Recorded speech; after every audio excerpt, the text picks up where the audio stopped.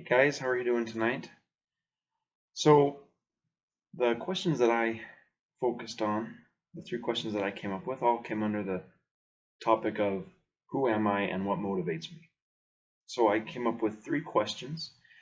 My three questions were: how can I stay motivated to improve as a teacher?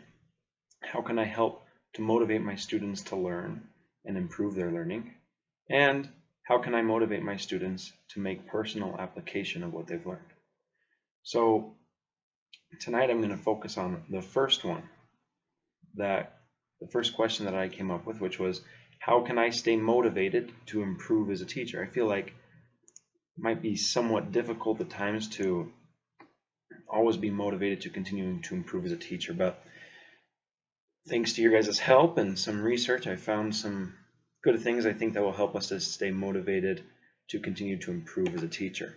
So the first thing that we need to do is to remember what our job is. We need to remember exactly what we are doing as teachers.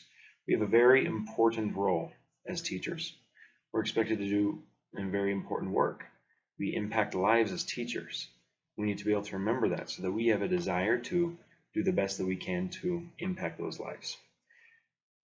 One of my classmates also said that we need to remember that Christ was a teacher himself, that he went around and taught people, and that us being a good teacher is one of the most important Christ-like attributes that we can have. So we need to remember exactly what he did so that we can be motivated to become more like him.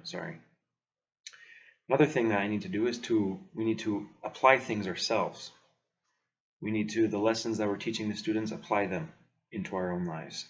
If there are things that we feel like our students can apply and we can apply them, then they're probably things that are good for our students to be learning. If they aren't, then we maybe need to reevaluate exactly what we're teaching. Also, we need to look at it as us relearning the material sometimes. If we can relearn it, if we can understand it from their standpoint, then we are probably doing pretty well as teachers.